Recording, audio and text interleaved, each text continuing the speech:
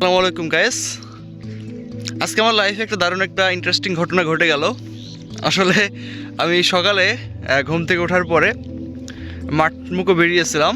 গতকালকে আমার এক ছোটো ভাই সে বলেছিল যে আমি মাটি কাটা কাজ করি, তো সেই জায়গাটা আসিস সকালে, দেখি কেমন পারিস। তো আমি বলছি ঠিক আছে, ওকে ফাইন, আমি আসবো, চ্যালেঞ্জ অ্যাকসেপ্টেড। তো মজার ঘটনা হচ্ছে যে আমি মাঠের মধ্যে অনেক বছর পর এই ভিতরের দিকে আসছি। ও যে লোকেশনের কথা বলছে আমি চিনিও না।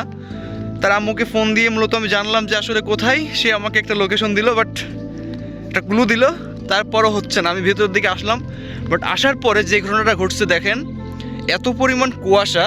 আসলে একজন অপরিচিত ব্যক্তি কোনোভাবেই সে তার গন্তব্যে পৌঁছায় যেতে পারবে না। কারণ আমি যে আসছি বাসা থেকে যে রোড ধরে, কারণ যেহেতু মাঠ, এখন মাঠের মধ্যে জমি তো সবার জমি চেনা যায় না যে কার কোনটা।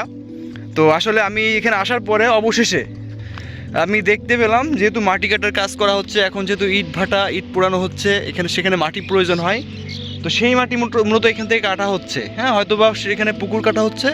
তো অলরেডি আমি শব্দ পাচ্ছি, গাড়ির শব্দ, যে এখানে মূলত হবে।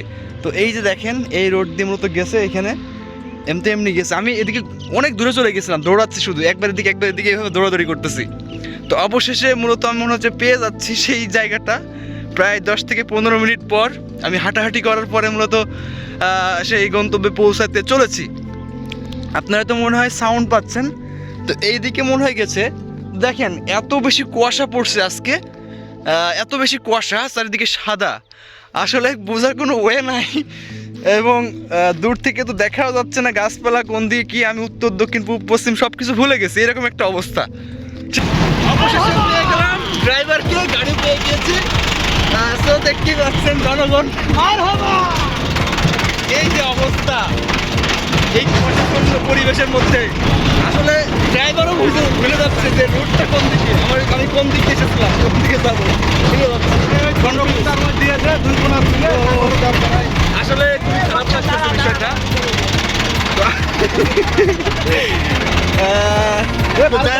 আপনারা দেখতে পাবেন খুব শীঘ্রই, যেখানে মাটি কাটা হচ্ছে সেই জায়গাটা আমরা প্রায় চলে এসেছি। যে এখানে এটা সে ভূমি, হ্যাঁ, এখানে মাটি কাটা হচ্ছে। এই যে এই মাঠটা থেকে যে আবাদটা, এখানে তো আবাদ ছিল, মনে হয় ধান ছিল। হ্যাঁ, ধান ছিল।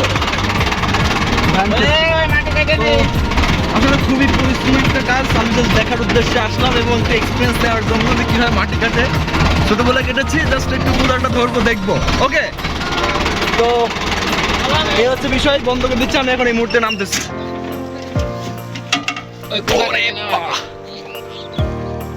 অনেক দর্শক, তারা হচ্ছে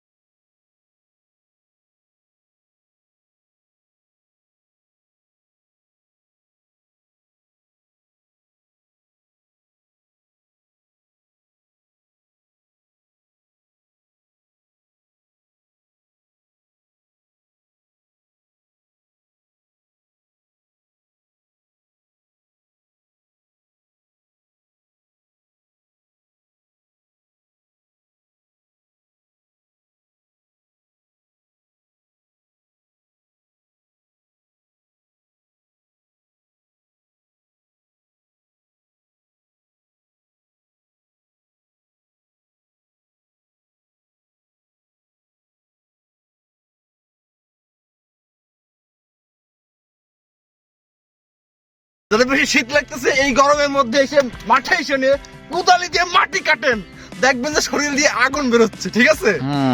ও রাইট না, আমার গরম ধরে গেছে। গরম ধরে গেছে প্যান্ট।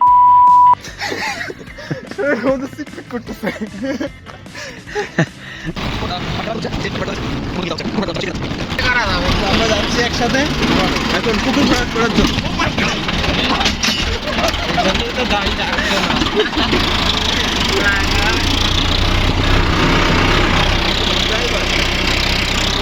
মাটি দেখতে পাচ্ছেন কাছাকাছি একটা পুকুর পাবো, যে পুকুরটাকে ভরাট করা হচ্ছে। চলে এসেছি আমাদের সেই অবস্থানে, গন্তব্যে, যেখানে মাটি ফেলা হবে। তো হাইড্রোলিক্স গাড়ি যেহেতু, মাটি এখানে ফেলে দেওয়া হবে।